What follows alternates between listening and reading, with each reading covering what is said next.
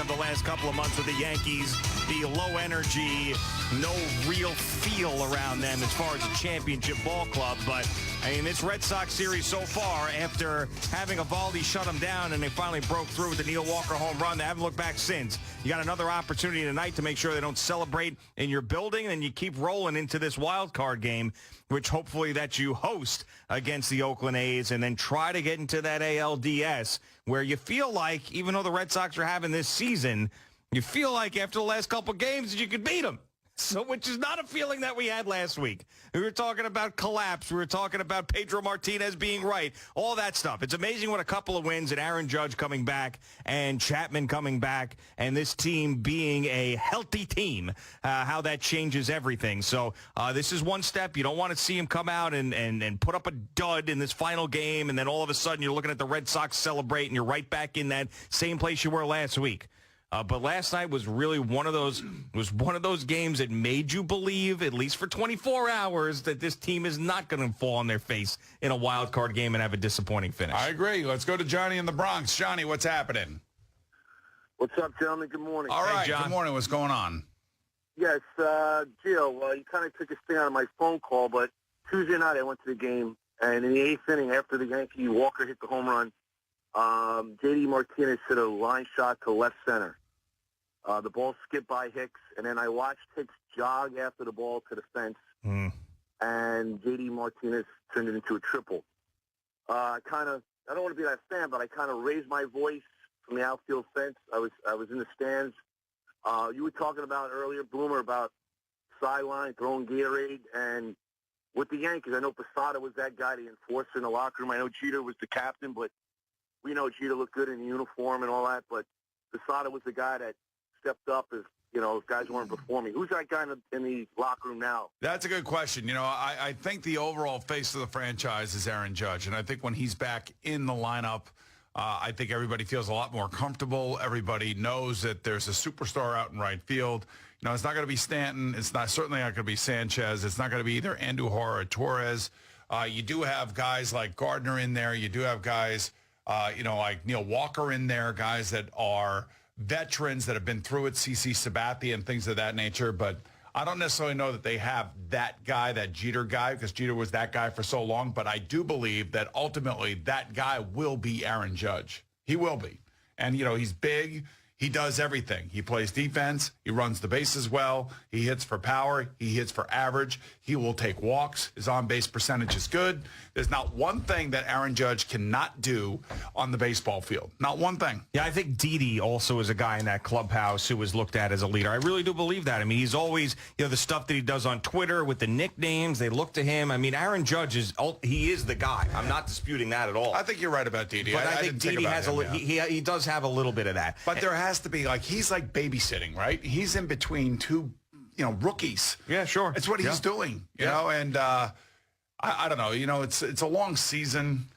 You kind of got a passive manager.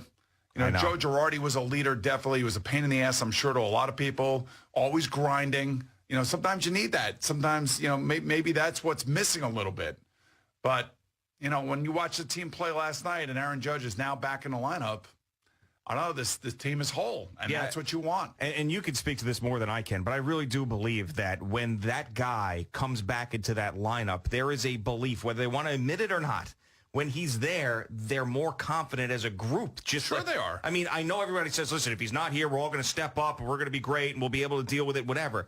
But, I mean, there's no doubt that when that guy is out, it changes everything for the players, too. Look, last night was a night where they had their new first baseman, they had, McCutchen in the lineup, and they had Aaron Judge in the lineup, all legitimately for the first time, right, with Severino on the mound. Right. Maybe the other night, too, the first Red Sox game. But the point being is that last night was the whole Yankee team right there in front of you. Yeah, it's like going into a fight and not bringing your biggest, craziest friend, right? And now you have it. Now you have it. And they're getting Chapman back. So they are getting healthy at the right time. Healthy! Right at the right time.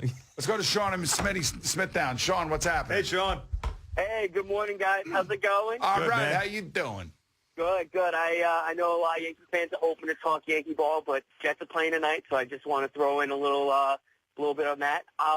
I want to actually just say that tonight's like a really big day for three guys.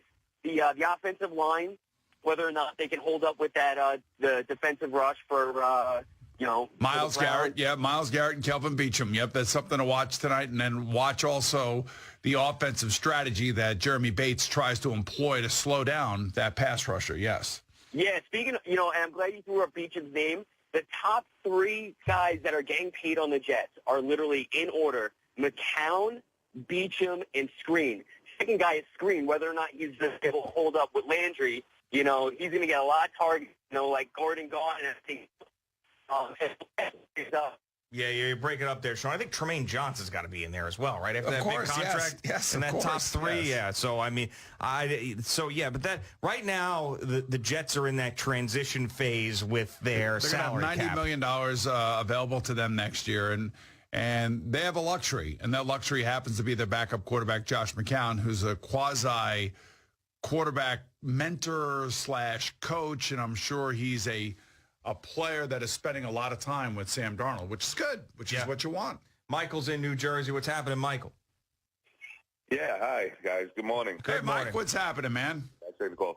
Well, pretty much with the Yankees and what I've been feeling, the biggest problem and the biggest part of their, not playing well, I think is due to Aaron Boone. Like I said, I don't think he's the guy for the job. He's been given a team that's a superstar team, and I just think the cohesiveness and, all the things needed to have a good team is not there with the constant shuffling of players in and out. And I get the analytics and all of that, but I just don't think that it works. Neil Walker, a few weeks back or even a month back, hits 2 home runs. The next day, he's not in the lineup. Other guys, Didi, I think when he was hurt, comes back, has a monster game. Next day, he's not in the lineup. Too many guys being shuffled in and out. If you look at Boston and how they are successful, it's the same players day in, day out. And, that's how a team is successful. Not, and I get it that we've had injuries and all that, but every team has had that. Yeah, but you know what? Like I was just saying, they are now healthy for the first time in a long time. They are fully healthy. And I would also say that, Brian Cashman has a lot of say in this. Yeah, don't think that, Aaron Boone's out there on an island. He's not.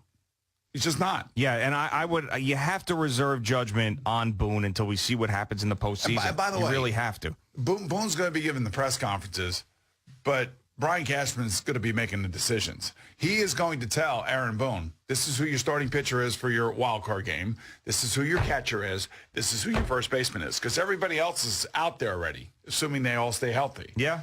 Everybody knows where everybody is. Yeah. This is what it's going to be, and it's because you're here, because I wanted you here, because I'm not getting any resistance from you. Yeah, I was getting resistance from the previous manager because he thought he knew more baseball than I did. But no.